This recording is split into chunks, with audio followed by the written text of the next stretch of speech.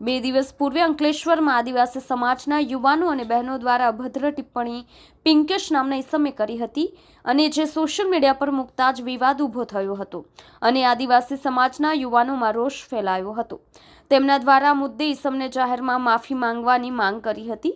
જો કે યુવક જાહેરમાં ન આવતા અંતે શનિવારના રોજ રેલી યોજી અને અંકલેશ્વર એ ડિવિઝન પોલીસ મથકે લેખિત અરજી આપી યુવક સામે પગલાં ભરવા માંગ કરી હતી, જે બાદ પોલીસ દ્વારા પુરાવા આધારે યુવકને ઝડપી પાડવાની કવાયત શરૂ કરતા મૂળ અંદાડા અને હાલ હાંસોટ રોડ પર સંબંધીને ત્યાં રહેતા પિંકેશ પટેલની પોલીસે અટકાયત કરી ગતરોજ પોલીસ મથકે લઈ આવી હતી।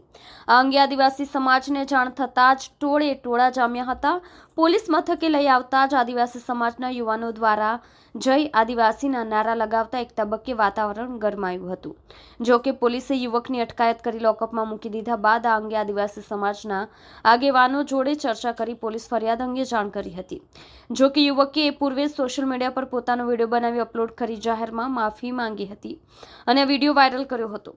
અંતે સમાજના યુવાનો દ્વારા આ બાબતે લેખિત ફરિયાદ સિવાય FIR દર્જ ન કરતા પોલીસે ઈસમ વિરુદ્ધ અટકાયતના પગલાં ભર્યા હતા અને તેને મામલતદાર કોર્ટમાં રજૂ કરી વધુ તપાસ શરૂ કરી હતી। હું પિંકેશ પટેલ મારે સોશિયલ મીડિયાની અંદર ન જેવી બાબતમાં આદિવાસી સમાજ પ્રત્યે જે બે થોડાક શબ્દો ગલત લખાઈ ગયેલા હતા એ હું મારા પાછા લઉં છું ને હવે પછી આવા શબ્દ કે આવા શબ્દ ક્યારેય યુઝ નહીં કરું।